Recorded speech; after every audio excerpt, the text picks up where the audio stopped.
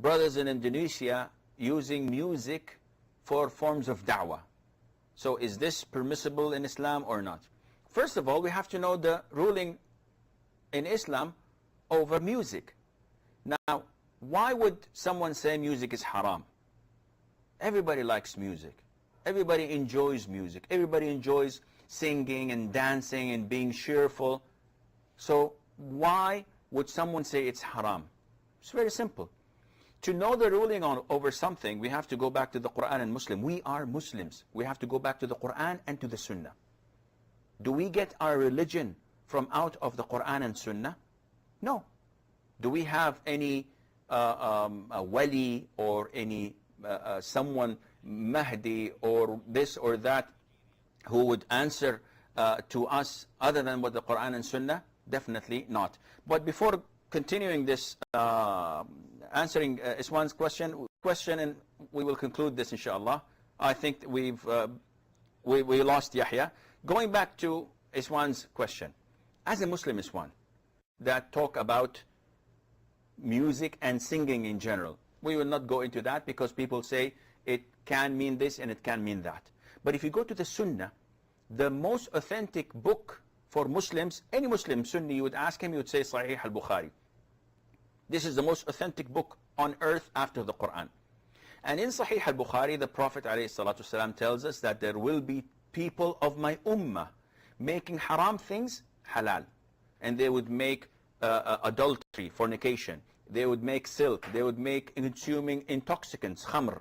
And music instruments halal. 4 things. The Prophet ﷺ told us that there will come people who would make these haram things halal. So the Prophet is the one who told us that music is haram. And the evidence behind it is overwhelming. Ya akhi, let's assume that there is no Quran on this topic and there is no hadith on this topic. What's the ruling on music? We go to our 4 great imams, great schools of thought. We find that the consensus of the school of thought of Abu Hanifa, of Al-Imam Malik ibn Anas, Al-Imam Muhammad ibn Idris al-Shafi'i, Al-Imam Ahmad ibn Muhammad ibn Hanbal, the 4 schools of thought, and you definitely, and the people of Indonesia, are one of them. You have to follow one of them. They all say that music is haram. The consensus of the scholars. So, do I follow the Quran?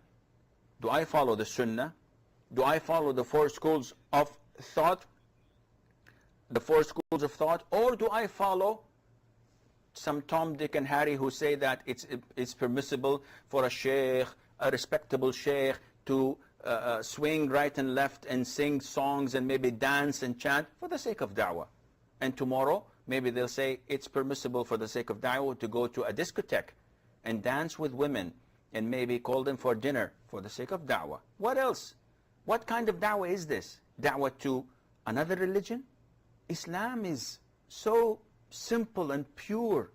Islam is your connection with Allah Azza wa Jal. It cannot be misled. You cannot mislead people and misguide people through what only the sheikh says. Simon says music is halal.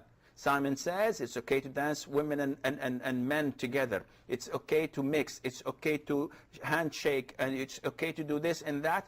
And everything goes against Islam. What else is Islam? That is why we have to be careful of those who claim to be scholars or to be students of knowledge, who divert people from following the Quran and Sunnah and ask people to only follow themselves. This is not Islam. All individuals evaporate in front of the Quran and Sunnah. They all dissolve in the Sharia. We only glorify the Quran and the Sunnah. And believe me by Allah, if music was halal, I would be the first to listen to it and I'll be the first to play it even. But it's haram. And there is no doubt, none whatsoever, on this topic and on this issue. I believe